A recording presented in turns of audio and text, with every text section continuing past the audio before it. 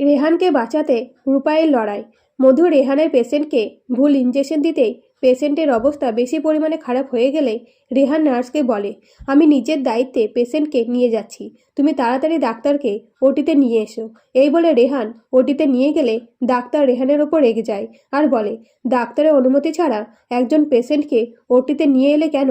এই বলে ঝামেলা লেগে গেলে রেহান বলে, পেশেন্টের অবস্থা খারাপ, তাই নিজেদের মধ্যে ঝামেলা না করে অপারেশন করা দরকার। তখন ডাক্তার বলে, কি অপারেশন করব? বাচ্চা তো রেসপন্স করছে না। এই কথা শুনে পেশেন্ট অস্থির হয়ে পড়ে।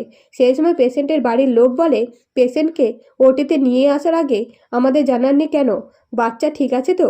তখন পেশেন্ট বলে, ডাক্তার বলছে বাচ্চা নাকি রেসপন্স করছে না, বাচ্চা মারা গেছে। সব হয়েছে এই রেহানের জন্য। রেহান ওটিতে আসার আগে লোক পাঠিয়ে আমাকে ইঞ্জেকশন দিয়েছে। আমি বারবার ডাক্তারকে ডাকতে বলেছিলাম, তাও আমাকে ইঞ্জেকশন দিয়ে দিয়েছে। এই কথা শুনে রেহান বলে, আমি কোনো লোক পাঠাইনি। তখন পেশেন্ট বলে, একজন মহিলা ডাক্তার এসেছিল, ছোট ছোট চুল। তখন রেহান বলে, এইরকম কোনো ডাক্তার এই হাসপাতালে নেই।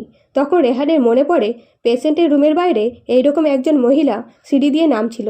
তখনই ধরে ফেলে এসব মধু করেছে। রেহান বারবার সবাইকে বোঝানোর চেষ্টা করে, কিন্তু পেশেন্টের বাড়ির লোক উত্তপ্ত হয়ে পড়ে। রেহানকে মুখে চোখে কালি মাখাতে শুরু করে, লোকজন জড়ো করে। এমনকি সাংবাদিকে এসে উপস্থিত হয় হাসপাতালে আর বলে, রেহানের গাফিলতিতে একজন মা সন্তান প্রাণ হারালো। এই খবর বাড়ির লোক দেখে রেহানকে ভুল বুঝলে রূপাই বলে, নার্সবাবু নির্দোষ, আর ডাক্তার হওয়ার যোগ্যতা আছে। আমি প্রমাণ করে দেব, আমি নার্সবাবুকে ডাক্তার করেই ছাড়ব। তো রূপাই কি নিজের কথা রাখতে পারবে? অবশ্যই জানতে চ্যানেলটিকে সাবস্ক্রাইব করে পাশে থাকবেন। ধন্যবাদ।